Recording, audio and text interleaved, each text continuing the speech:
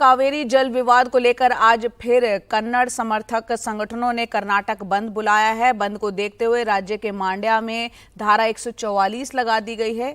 सुबह से बेंगलुरु और मांड्या की सड़कों पर बंद समर्थक उतर चुके हैं। ये सभी तमिलनाडु को पानी छोड़ने का विरोध कर रहे हैं। पुलिस ने कई समर्थकों को हिरासत में भी लिया है। सड़कों पर बड़ी संख्या में पुलिस बल तैनात भी है। बेंगलुरु में आज स्कूल और कॉलेज बंद रहेंगे। और इस वक्त हमारे सहयोगी नेहाल किदवई बेंगलुरु में ही मौजूद है। सीधा उनका रुख करते हैं। नेहाल, हालांकि अभी सुबह के 9 बज चुके हैं, लेकिन बंद का असर किस तरह से आज दिख रहा है? क्योंकि पहले हमने देखा था खाली बेंगलुरु बंद बुलाया गया था और अब ये पूरा राज्य स्तर का यानी कर्नाटक बंद है आज। देखिए, बंद का असर साफ तौर पर दिख रहा है और ये धारा 144 जिसको प्रोहिबिटरी ऑर्डर कहते हैं अंडर सेक्शन 144 सीआरपीसी, ये सिर्फ मंड्या में ही नहीं बल्कि बेंगलुरु में भी लगा दिया गया है ताकि भीड़ भाड़ 5 से ज्यादा लोग एक जगह पर इकट्ठा न हो। मैं इस वक्त एमजी रोड पे हूँ। कैमरा पर्सन कुमार जब कैमरे को पैन करेंगे तो आप देखिए, ये वो इंटरसेक्शन है, इसको कहते हैं बेंगलुरु का दिल। और यहाँ पर इस वक्त कम से कम जितनी गाड़ियां होनी चाहिए थी उसकी 2% गाड़ियां हमें नहीं दिख रही है। देखिए, 3-4 गाड़ियां यहाँ पे आपको दिख रही हैं। दाहिनी तरफ देखिए, पूरी तरह खाली है। ये जो है ये ओल्ड आप बाइपन हल्ली यानी एक मेन स्ट्रेच है, उसको जोड़ता है बेंगलुरु शहर विधानसभा से। और ये है ब्रिगेड रोड, दूसरा सबसे बड़ा इंटरसेक्शन। काफी कॉमर्शियल एस्टेब्लिशमेंट है यहाँ पे और सबसे ज्यादा शॉपिंग के लिए लोग यहीं पर आते हैं। यहाँ भी ये इलाका भी पूरा सुनसान पड़ा हुआ है। पुलिस के लोग यहाँ पर मौजूद हैं और पुलिस कमिश्नर के साथ साथ जितने भी वरिष्ठ जो 10 यहाँ पर एग्जीक्यूटिव डीसीपीज हैं वो सभी सुबह 5 बजे से ही पेट्रोलिंग कर रहे हैं। तो कुल मिलाकर के यहाँ पर हालात काबू में रहे इसकी कोशिश की जा रही है। लेकिन जैसा कि आपने बताया, स्कूल कॉलेजेस पूरी तरह से बंद हैं। साथ ही साथ जो दफ्तर वगैरह है उसको वो खुले हुए हैं। बसेस भी कई जगहों पे चल रही है यहाँ पर, चूंकि छुट्टी यहाँ पर उसकी घोषणा नहीं की गई है, छुट्टी नहीं है यहाँ पर। लेकिन स्कूल कॉलेजेस पूरी तरह से एहतियात के तौर पर बंद कर दिए गए हैं। और एमजी रोड, यहाँ पर इतनी आवाजाही होती थी कि चलने की जगह नहीं होती थी, लेकिन पूरी तरह से एमजी रोड खाली है। हालांकि सुबह से ही प्रो कन्नड़ा ऑर्गेनाइजेशन के जो समर्थक हैं कई जगहों पर उन्होंने रैली निकालने की कोशिश की और उनको फौरन रोका गया। कई लोगों को हिरासत में लिया गया। यहाँ पर जो हिरासत में लिया जा रहा है उन सबको वहां से पकड़ के फ्रीडम पार्क लाया जाता है, जो कि बेंगलुरु का पुराना जेल है, और वहीं पर सबों को रखा जा रहा है। तो कुल मिलाकर के पुलिस की यह कोशिश है कि शांतिपूर्ण रहे, लेकिन सरकार का यह कहना है कि सुप्रीम कोर्ट का आदेश है और ऐसे में वो पानी तमिलनाडु को नहीं रोक सकते। अब जो पानी देने के लिए जो आदेश मिला है कावेरी वाटर रेगुलेटरी अथॉरिटी की तरफ से, वो सिर्फ 3000 क्यूसेक है। आज से अगले 15 दिनों तक सिर्फ 3000 क्यूसेक पानी देना है। और आपको मैं बताना चाहूंगा कि 3000 क्यूसेक पानी की जो धारा है वो बांध से खुद ही बह करके तमिलनाडु को चला जाता है। लेकिन कर्नाटका के जो किसान हैं वो नाराज इस बात से हैं कि यहाँ पर सरकार ने कहा कि इस बार बारिश कम हुई है। ऐसे में वो डिस्ट्रेस फॉर्मूला लागू किया गया और किसानों को कहा गया कि इस सीजन में वो फसल न बोए। कर्नाटका के किसानों ने फसल नहीं बोई, लेकिन तमिलनाडु में इस डिस्ट्रेस फॉर्मूला को लागू नहीं किया गया, जिससे जो प्रो कन्नड़ा ऑर्गेनाइजेशन से वो नाराज है, किसान नाराज है। और ये जो बंद लगातार यहाँ पे हो रहा है, ये तीसरा बंद है आप कह सकते हैं। पहले तो ट्रांसपोर्टर्स की स्ट्राइक थी, हालांकि उसकी वजह कुछ और थी, लेकिन उसके बाद बेंगलुरु बंद और अब कर्नाटका बंद। नाराजगी की वजह यह है कि डिस्ट्रेस फॉर्मूला कर्नाटका ने लागू किया, तमिलनाडु को भी लागू करना चाहिए। 25 से 35% बारिश कम हुई है। ऐसे में पीने के साथ साथ कृषि के पानी की कमी है। कर्नाटका के किसानों ने फसल रोक दी है क्योंकि पानी नहीं था, और तमिलनाडु ने इसको क्यों नहीं अपनाया, और इसी बात को लेकर के गुस्सा है और जिसकी वजह से इस तरह से बंद देखने को मिल रहा है और बंद को समर्थन भी मिल रहा है। बिल्कुल, बहुत बहुत शुक्रिया नेहाल इस पूरी जानकारी के लिए। तो आप बता रहे हैं किस तरह से तमिलनाडु ने उस डिस्ट्रेस फॉर्मूला को नहीं अपनाया जो कि कर्नाटक ने अपनाया। बारिश कम होने की वजह से पानी की जो कमी थी, ऐसे में जो एहतियात और तमाम हिदायत दी गई थी उसको फॉलो किया था कर्नाटक ने, लेकिन तमिलनाडु ने नहीं किया। और पूरा का पूरा विवाद, कावेरी जल विवाद, इसी मुद्दे पर है। सुप्रीम कोर्ट के आदेश के बाद कर्नाटक को जो पानी तमिलनाडु को देना पड़ रहा है, इसमें जो किसान जो कर्नाटक के और साथ ही कन्नड़ समर्थक संगठन है वो इसका विरोध कर रहे हैं।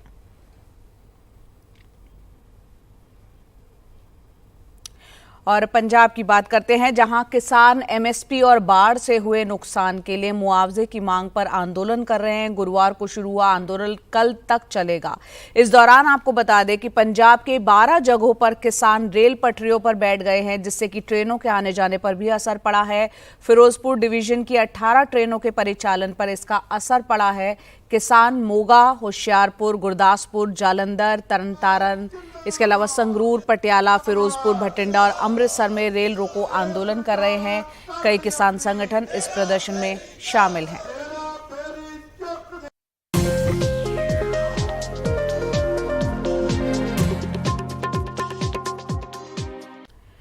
और दिल्ली के मुखर्जी नगर से खबर, जहां पर एक पेइंग गेस्ट हॉस्टल में बुधवार देर शाम लगी भीषण आग कुछ घंटों की मशक्कत के बाद बुझा ली गई। साथ ही पीजी में रहने वाली 34 छात्राओं और एक 2.5 साल की बच्ची को भी फायर ब्रिगेड कर्मचारियों ने बचा लिया।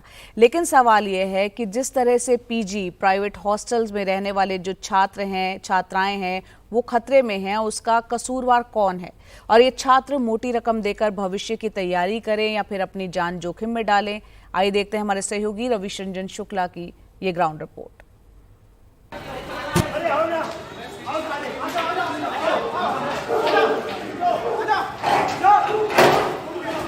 भीषण आग में जलते हुए मुखर्जी नगर के पीजी हॉस्टल की ये दिल दहला देने वाली तस्वीरें हैं।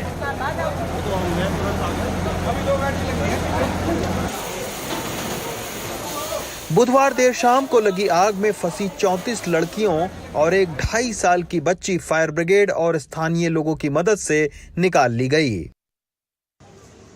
4 मंजिला इस इमारत में यूपीएससी की तैयारी करने वालों के लिए पीजी चल रहा था, लेकिन सीढ़ी महज एक ही थी। ये दीवार तोड़कर बच्चों को रेस्क्यू किया गया था।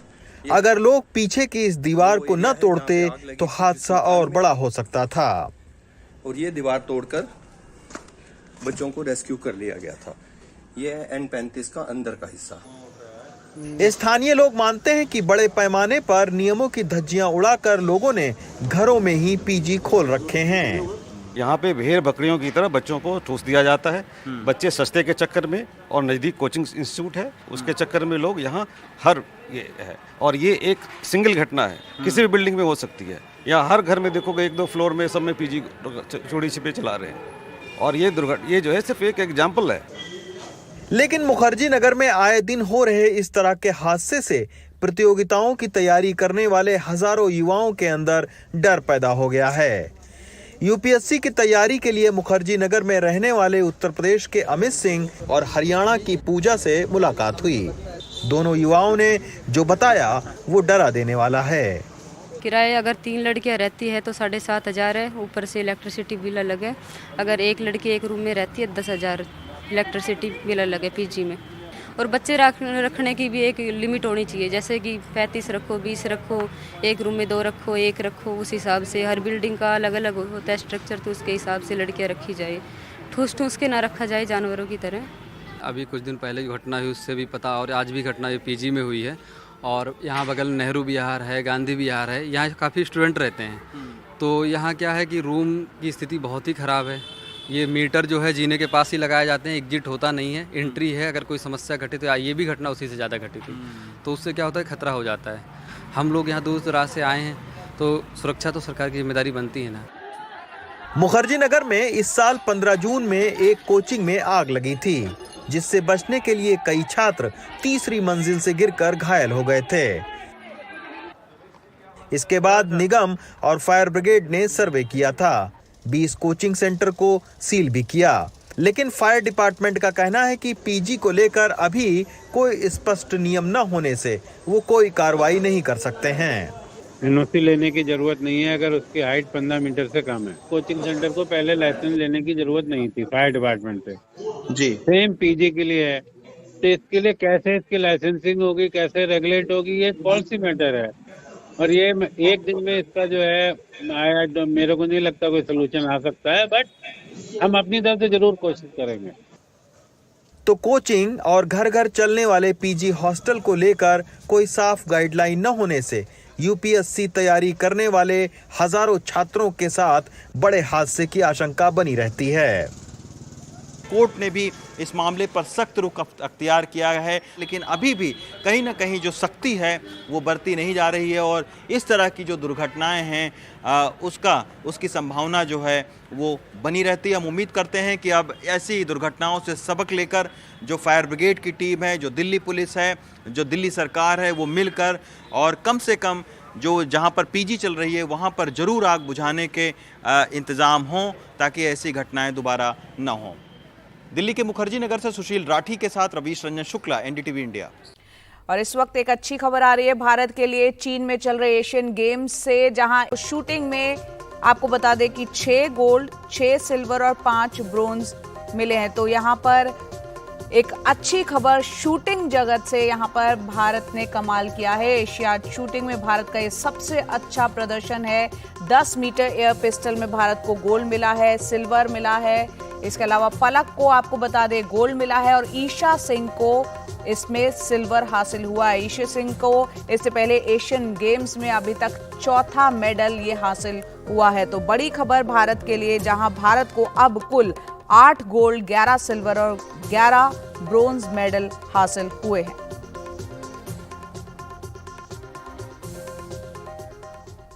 अगली खबर का रुख करते हैं। सरकार जल्द ही डिजिटल इंडिया बिल का मसौदा लाने जा रही है। इसमें 500 करोड़ रुपए तक के जुर्माने का प्रावधान हो सकता है। अगर ये कानून बनता है तो ओपन इंटरनेट और ऑनलाइन सुरक्षा पर जोर होगा।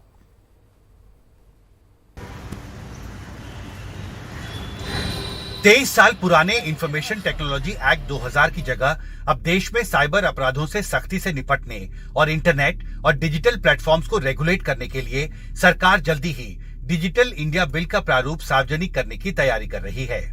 साल 2000 में जब आईटी एक्ट बना उस समय देश में करीब 55 लाख इंटरनेट यूजर्स थे। आज वो 85 करोड़ से ज्यादा हैं। इसलिए इंटरनेट की दुनिया की चुनौतियां कई स्तर पर बढ़ी हैं, साथ ही साइबर अपराध भी। इसलिए सरकार को नया कानून जरूरी लग रहा है। न्यूज एजेंसी पीटीआई के मुताबिक सरकार नए कानून में 500 करोड़ तक के जुर्माने का प्रावधान शामिल कर सकती है। सूत्रों के मुताबिक पिछले 23 साल में कई नए इंटरमीडियरीज जैसे e commerce, digital media, social media, artificial intelligence, OTT और गेमिंग सामने आए हैं। इनको सख्ती से रेगुलेट करने के लिए प्रस्तावित बिल में नए प्रावधान शामिल किए जाएंगे।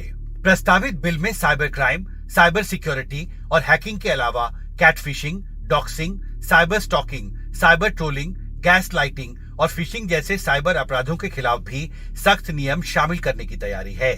Revenge porn, cyber flashing, dark web, defamation, cyber bullying जैसे साइबर अपराधों के खिलाफ भी सख्त प्रावधान शामिल किए जाएंगे।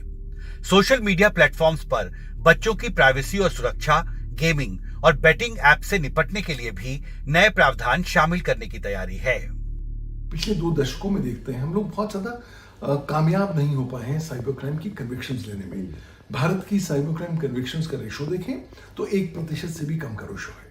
तो जब इतने हमारे समस्याएं होती हैं और आपने इलेक्ट्रॉनिक एविडेंस के कानून को इतना ज्यादा कॉम्प्लिकेट कर दिया है, तो प्रोसिक्यूशन के सामने भी बहुत जबरदस्त चुनौतियां होती हैं कि वो साइबर क्राइम मामलों में किस तरीके से इलेक्ट्रॉनिक एविडेंस को प्रस्तुत करके अदालत में एडमिसिबल बना सके। ये प्रस्तावित कानून ऐसे समय पर लाया जा रहा है जब देश में साइबर अपराध की घटनाएं बढ़ती जा रही हैं। आईटी राज्य मंत्री राजीव चंद्रशेखर ने पिछले महीने 9 अगस्त को संसद में दिए एक लिखित जवाब में खुलासा किया था कि बीते कुछ सालों में साइबर अपराध के औसतन 50,000 से ज्यादा मामले दर्ज किए जा रहे हैं। जाहिर है इन मामलों से जल्दी निपटने की चुनौती भी होगी। इसमें आपने एक महत्वपूर्ण बात कही कि विशेष फास्ट ट्रैक कोर्ट्स होने चाहिए। तो जो साइबर अपराध है उससे निपटने के लिए आप कह रहे हैं कि एक नई न्याय व्यवस्था होनी चाहिए देश में। फास्ट ट्रैक कोर्ट्स की जरूरत होगी, क्योंकि अभी भी हम जो नॉर्मल साइबर क्राइम मामले हैं नॉर्मल अदालतों के पास जा रहे हैं और एक एक साइबर क्राइम के मुकदमे को हल होने में या प्रोसिक्यूशन पहुंच तक में करीबन 8-10 साल लग जाते हैं। तो आपको फास्ट ट्रैक एडजुडिकेशन प्रोसेस चाहिए। आपको कहीं ना कहीं लोगों का विश्वास जीतने का प्रयास करना है। प्रधानमंत्री मोदी ने 2025-2026 तक भारत को $1 ट्रिलियन की डिजिटल इकोनॉमी बनाने का लक्ष्य तय किया है। ये बिल इस लक्ष्य को ध्यान में रखकर तैयार किया जा रहा है। दिल्ली से कैमरा पर्सन प्रेम सिंह के साथ हिमांशु शेखर, एनडीटीवी इंडिया।